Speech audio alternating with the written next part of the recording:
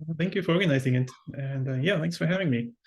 So I'll talk about some work that we've done recently, and it's just been published in the Open Journal of Astrophysics in July. This is work with Patchwork Chavaheri, who was an undergraduate student at the time, and Dan Tamayo, who's a professor at Mad College. So it's all about calculating orbits and calculating the motion of planets. And we can put up some equations that I'm going to try to solve, and this is actually it. This is everything you need to know. This is the equation I'm trying to solve. It's just a matter of how to solve this equation as efficiently as possible and as fast as possible. You can add extra terms to this equation if you want to, like add some general relativistic corrections, but in principle, it's just classical Newtonian dynamics with a few planets. Why are we doing these kind of simulations? Well, it's the oldest really part of astronomy. We're trying to predict where planets are in the future. This could be planets in the solar system, but also comets and asteroids, other objects in the solar system. In particular, we might want to find out if any of those objects can come close to Earth and pose a threat to us. For all these things, we need n-body simulations. We might also ask more fundamental questions. For example, is a planetary system even stable over very long times or not? These kind of things are hard to answer for the solar system, but it turns out they're even harder for exoplanetary system. And nowadays, where we have thousands of exoplanetary systems, that really asks to have efficient numerical methods to answer these questions. So let me explain to you why this is hard. If you've never done an n-body simulation before, this might not be obvious, right? It seems like a simple equation. It's much simpler than what some other people do if they run, hydrodynamic simulations or complex cosmological simulations. So why is it so hard? Well, the inherent problem is that this is a sequential problem. We need to solve this differential equation by discretizing time into small discrete time steps, and then we solve one time step after the other. And that's basically the main issue, that they're one time step after the other. There's no way to jump over one time step. You just need to finish one so that you have the initial conditions for the next time step. The time step needs to be smaller than the shortest physically important timescale in the problem. And for planetary system, that is typically the orbital period of the innermost planet.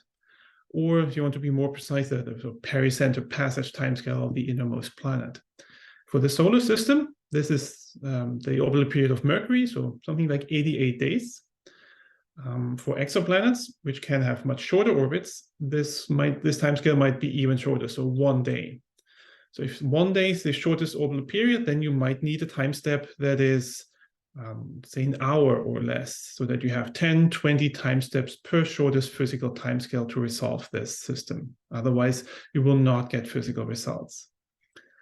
The time step being so small means that if you want to integrate for the entire lifetime of the system, which might be 1 billion years or several billion years, you need a lot of time steps. So you might need up to 10 to the 13 time steps, and that's a huge number.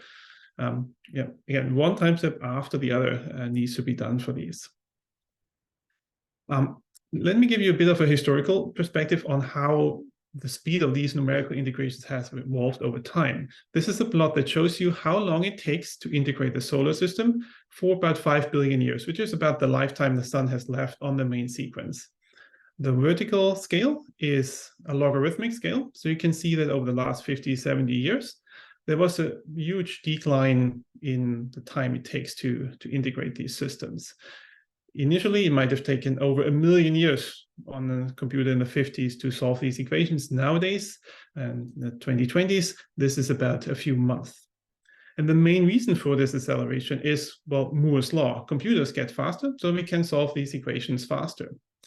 And what we're particularly interested in is the clock rate or the frequency of the CPU that runs it, that runs these simulations. So if I overplot two lines to help your eyes a little bit, you'll see a huge decline initially. Again, this is Moore's law, but then sort of 20 years ago, it sort of flattens out. There hasn't been this dramatic improvement anymore.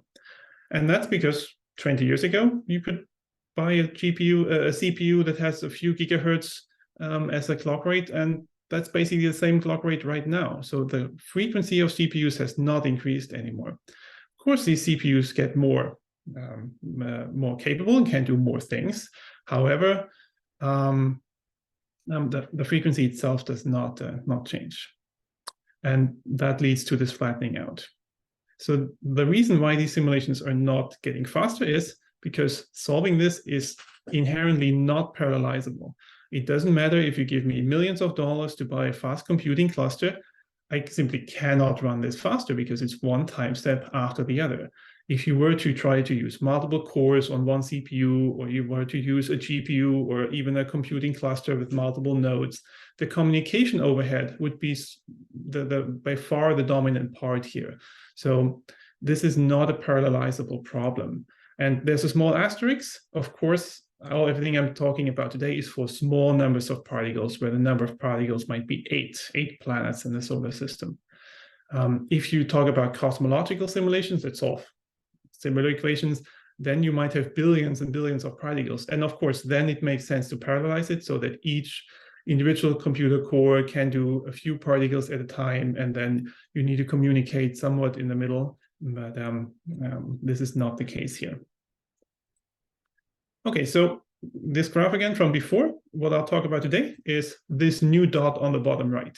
So what we were able to do is increase the speed from what used to take about a week or a few weeks to a single day. So it's about 5 times faster, in some cases even up to 10 times faster than what was possible before. For you to get a grasp of what we're doing here, I need to have a few slides on what the Wisdom Holman integrator is. This is a workhorse for many of these planetary system integrations. It's a symplectic integrator, it's second order, there are many extensions that you can use it to higher order. And basically, this is kind of the thing that you want to use whenever you want to solve the equations of motions for a gravitational system where there's one dominant central mass. The idea behind this is very simple. It's a splitting scheme. We have a complicated problem, the orbital motion of 2 planets around a star, and we're splitting it into 2 components, which we can more easily have a handle on. And the first part that we're splitting it into is the Keplerian motion. So we have just one planet orbiting one star. It will orbit on a perfectly Keplerian orbit. We know how to solve Kepler's equation, so we can do this efficiently. And then in the second part, we do the interactions between the planets. This is something that we can also do. We just assume that planets are stationary and then calculate the forces between the planets. So if we add all those components together, we end up with a full problem. Okay? So we're splitting a complicated problem into easier parts. And then one full Wisdom Holman time step is sort of doing a drift, kick, drift scheme. And we first evolve particles along their Keplerian orbits, then we add the accelerations from planet-planet interactions, and then we do another bit on their Keplerian orbits. The more often you switch back and forth between these 2 parts, the more accurate your solution is, but also the more time it takes. So it's very similar to a leapfrog integration scheme, which you might have come across before, where you do a drift, kick, drift. It's just that here particles don't drift on a straight line, they drift on a Keplerian orbit. Now this scheme is really good whenever these planet-planet interactions are perturbations rather than comparable to the Keplerian motion. And that's clearly the case for most planetary systems. If you remove all the other planets in the solar system and just keep the Earth, you're not going to notice this immediately. The Earth will just continue orbiting the sun. Over long time scales, you will see a difference, but not immediately. So small perturbations are the key for when this kind of integrator works. Okay, now you know everything I can tell you about AVX512.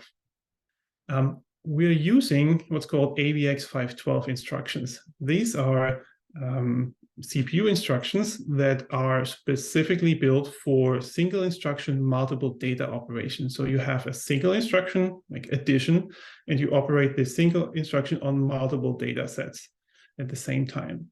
These instructions are relatively new, but they're available on most high-end Intel and AMD CPUs nowadays.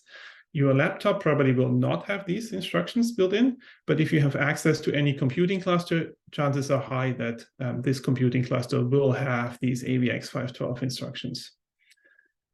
All these AVX512 instructions operate on 512-bit wide registers. That's where the name comes from. So when you create a variable, it's 512 bits wide, and you can put multiple floating point precision numbers in there. If you work with double floating point precision, as we are here, then you can put 8 double floating point precision in one of those registers or one of those variables. And then you do some operation on this variable afterwards with these instructions. There are several compilers out there that can automatically produce these SIMD instructions for you. So you don't even need to do anything. You just compile your code, you say optimize it, and it will do that for you. This works well for matrix multiplications, these kind of problems where the compiler can easily figure out what you're trying to do. Alternatively, you can do it manually, and this is what we're doing here. So we're manually putting in every single one of those instructions, either using intrinsics in the C program or just using assembler. To show you how some of these instructions look like, they're just 2 examples. First, consider a simple addition. So here we have 2 512 registers A and B. We've packed 8 floating point numbers in each of those, and then we call one single instruction, and it will just add each element of the vector independently, and you get a new variable out that includes the sum of those 2 variables. There are more complicated instructions available. In fact, there's a whole website dedicated to just listing all the different instructions available. Here, there's, for example, a shuffling operation. So you don't always need to work perfectly vertical. You can also move data across lanes, for example, shuffling neighboring elements in your vectors. And these kinds of instructions are really important for what we'll do later with the n-body stuff.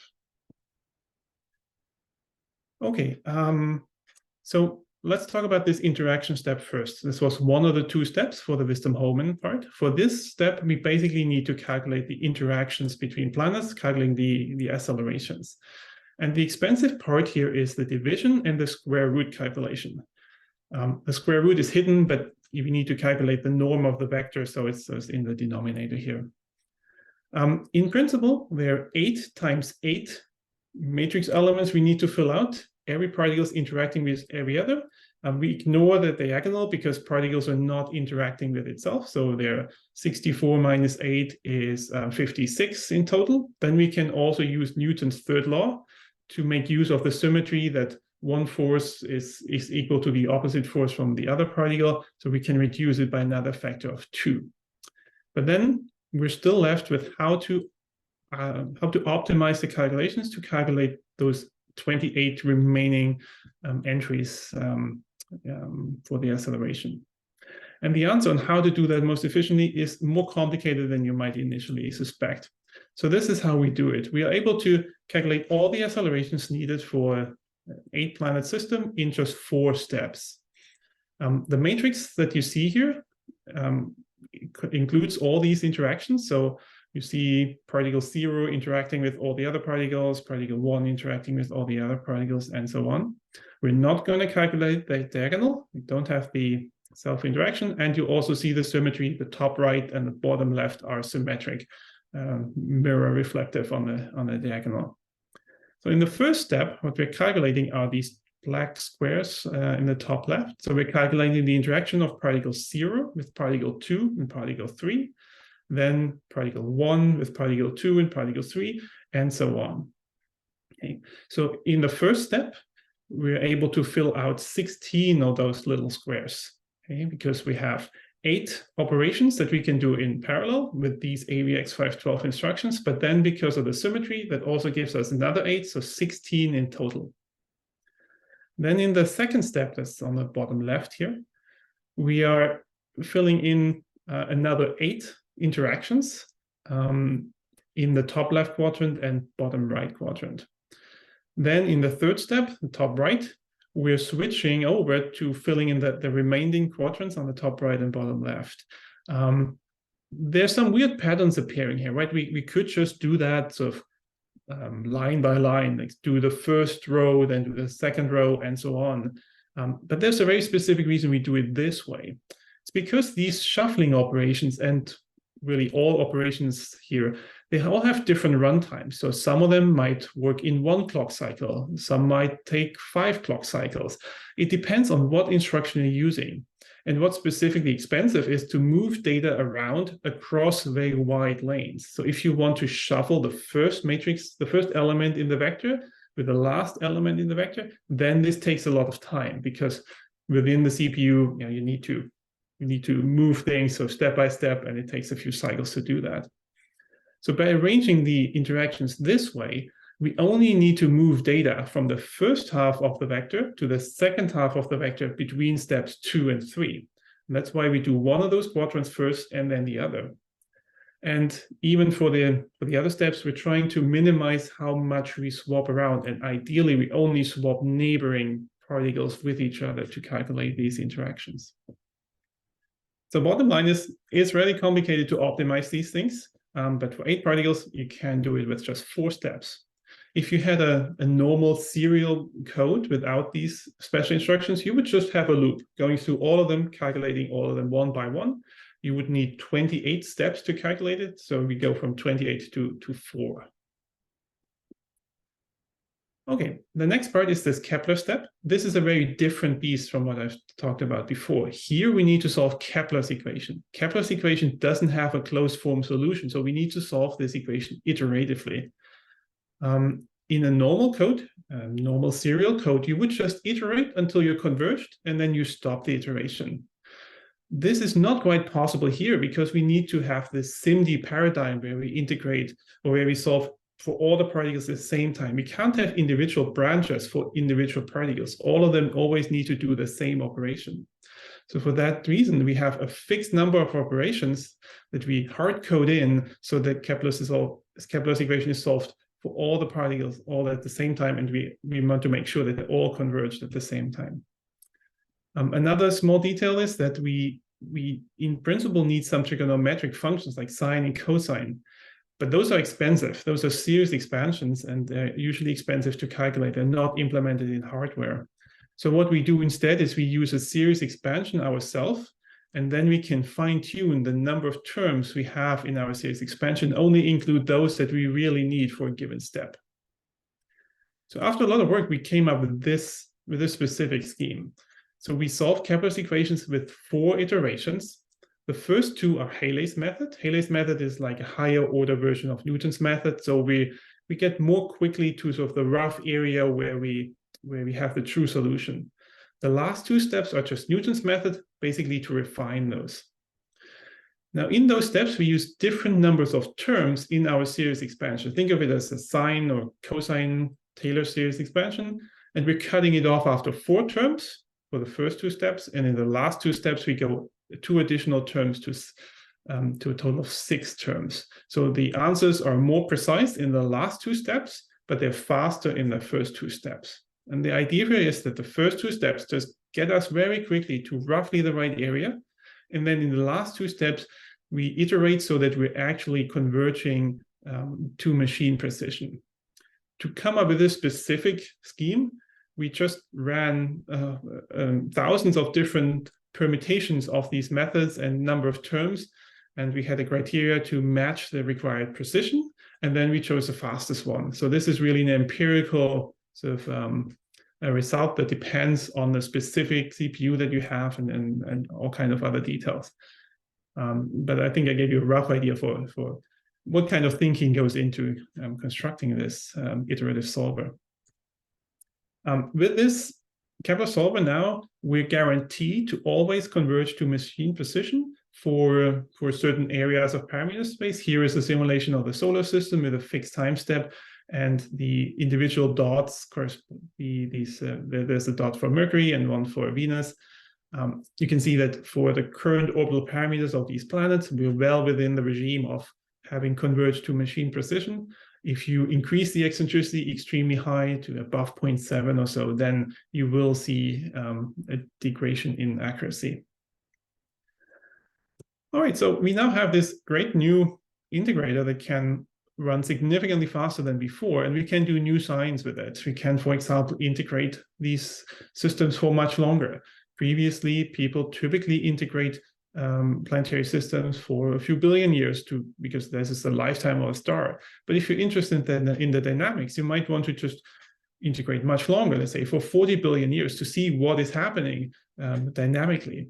And for the solar system, we were able to reproduce some earlier results from Abbott et al. Just much faster with this new integrator. Here's one result that shows you why this might be interesting. If you integrate the solar system for 1 billion years, you'll find that you have a 1% chance of the solar system going unstable. So planets colliding with each other, planet getting ejected, some catastrophic event happening. If you integrate it much longer, that probability is rising very quickly. So after 40 billion years, which of course is not realistic because the sun will not be here anymore. But from a dynamical point of view, the solar system would have a 50% chance of going unstable within 40 billion years. And similar arguments can be made for other planetary systems, especially exoplanets, for which relatively we might need to integrate for that long because the orbital periods are so much smaller. So the computational effort is about as much as going to 40 years for the solar system. Okay, I'll stop here. These are my conclusions. This is by far the fastest n-body integrator in the world for planetary systems, and I'm fairly confident in saying that I don't think anyone else can do it nearly as fast as we can do it. We're at about 5 times faster than previous methods. For some configurations, depending on how you count, this integrator is even 10 times faster. Works with any number of planets, up to 10. And the only thing you need is a CPU which supports these AVX512 instructions. Again, most computing clusters probably will give you that, but not your laptop. This WH-FAST 512 code is available in the Rebound n-body code, so you can just go and try it out. And if you want to read up more about the algorithm itself, this is published in the open journal of astrophysics. Thank you. Awesome, great talk, Hanno. This is one of those cool things where there's like this nuanced computer science fact about these instructions, and it can really make a huge difference when it comes to actually applying them to planetary science. But awesome work. So please feel free to raise your hand if you have any questions for Hanno, or you can post them in chat. There's a couple ones in chat already. I think Michael, oh yeah, go ahead. I can quickly comment on it. Yeah, I mean, Clement Sure. asked a good question. Yeah, it's nice that it's a power of 2, right? We didn't include Pluto for a reason.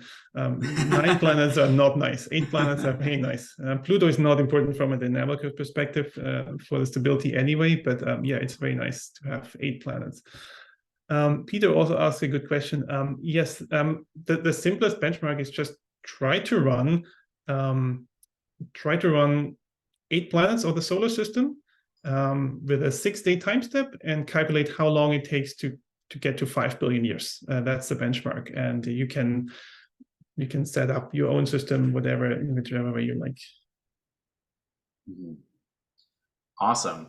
Yeah, so actually kind of going back to that power of 2 question. So my understanding is you can do up to 8 planets like you say here.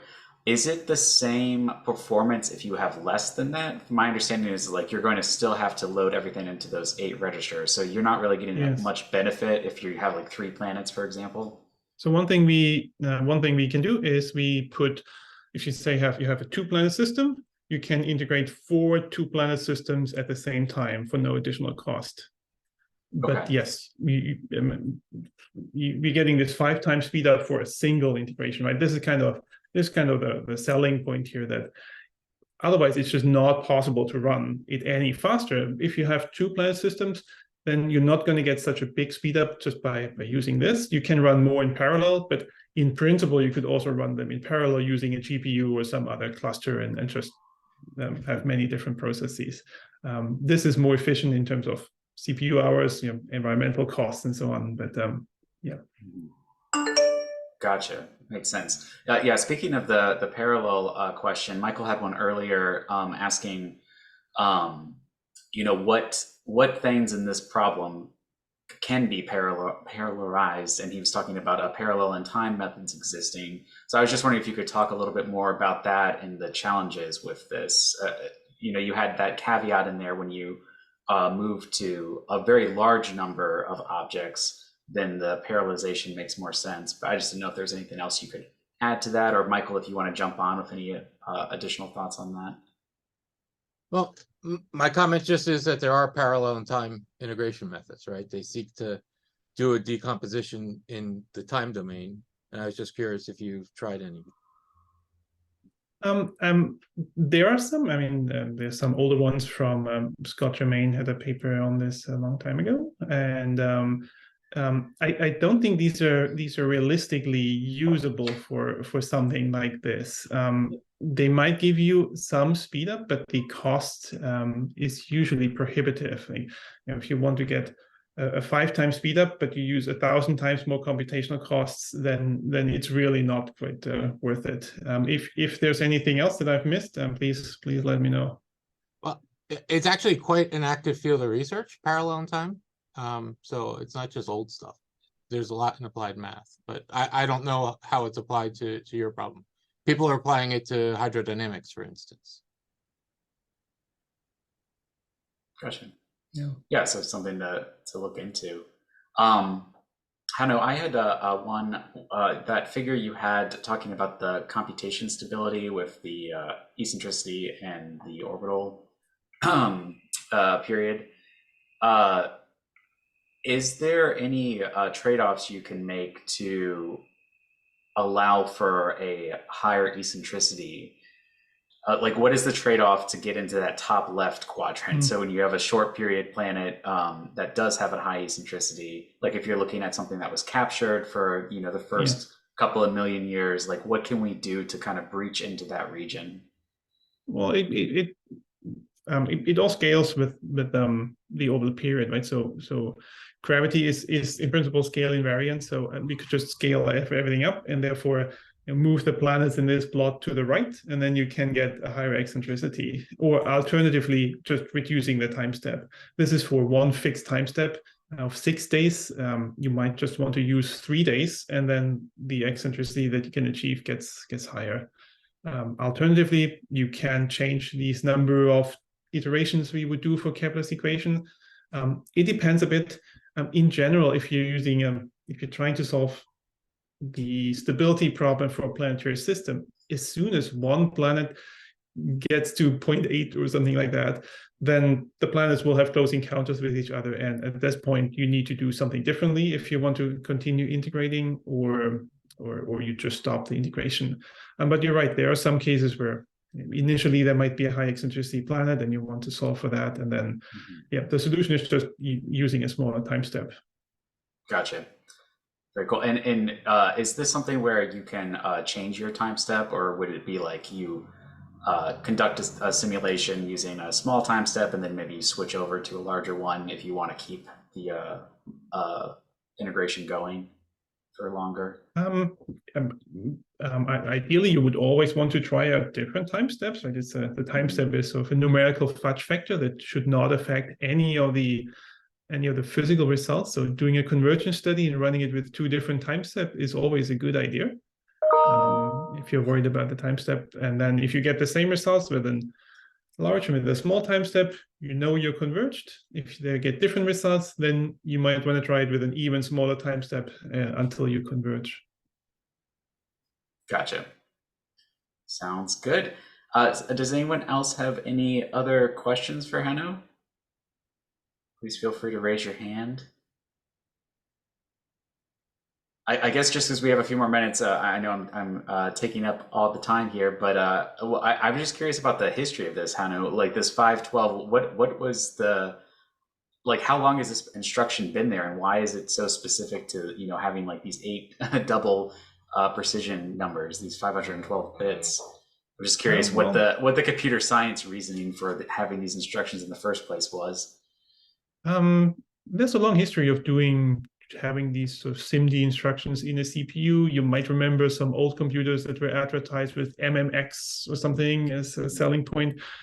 They would not do 8 floating point numbers at the same time, but maybe 4 or maybe 2, and therefore speed up calculations. They can make everything faster on your computer, right? If you run a video game and you need to do lots of calculations in the background, then you can do those in parallel, or video encoding or something like that.